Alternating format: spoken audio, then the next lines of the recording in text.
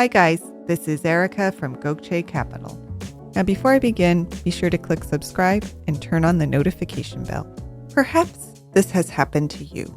Your relative passes away and leaves you their house, along with the mortgage. What do you do about this mortgage? We'll find out at the end of this video. But first, there's one important aspect of mortgages that many overlook, the alienation clause. And in today's video, we have the top things you should know. Number 1, what is the alienation clause? An alienation clause is a real estate agreement that requires a borrower to pay the remainder of their mortgage immediately upon the sale or transfer of the property. It is also known as the due on sales clause and is standard in most mortgage agreements today. Number 2, how does the alienation clause work? Well, when a borrower goes to sell a property that has a mortgage on it, the full loan balance will be due as soon as the sale is complete or the title transfers. Typically, what will happen is the proceeds from the sale will go into escrow, and the escrow officer will first use those proceeds to pay off the loan. Any remaining money will then go to the seller. What all this means is that the seller cannot transfer their loan with its older interest rates and terms to the new buyer. This buyer will need to take out their own mortgage. Number 3, why do lenders use the alienation clause? Lenders use this clause in order to prevent property owners from transferring a mortgage to a new person. This is to protect them against the mortgage being transferred to a new borrower who may not have the same credit score or other financial characteristics of the current borrower. Number 4, though the alienation clause is standard in many mortgages, there are some loans that are barred from having this clause. Loans like VA, USDA, and FHA loans are typically barred from using an alienation clause. However, even in these circumstances, if a buyer wishes to take over an existing mortgage, they must be approved by the lender. And number 5, how do you approach an alienation clause if you're selling your property? Well, the most important thing to do is review your mortgage contract.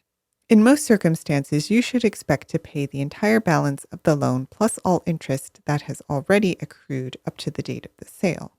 However, I would note that you do not have to pay back the future interest that would have accrued if the loan continued. And as we mentioned earlier, your escrow officer should take care of all of this for you. So this covers what happens when you sell a property. But how does the alienation clause work if you've inherited one? Will any existing mortgage become due when title transfers to you? This was the question posed by one reader of MarketWatch who signed her name Fixing Up Mom's House. Fixing had inherited her mother's house in Georgia. She was the sole heir of the property and had decided not to sell as a tenant currently occupied the house, and she also planned to live there after she retired. The home needed some work and also had a $67,000 mortgage on it. Thus, Fixing wanted to know whether she could refinance the house to pay for the repairs. But before she could answer this question, she first had to know whether the original mortgage became due when title transferred to her upon her mother's passing. And the answer to this question could very well be no. Under the Garn-St. Germain Depository Institutions Act of 1982, there is actually a mandated exception to the alienation clause for those who inherit a home.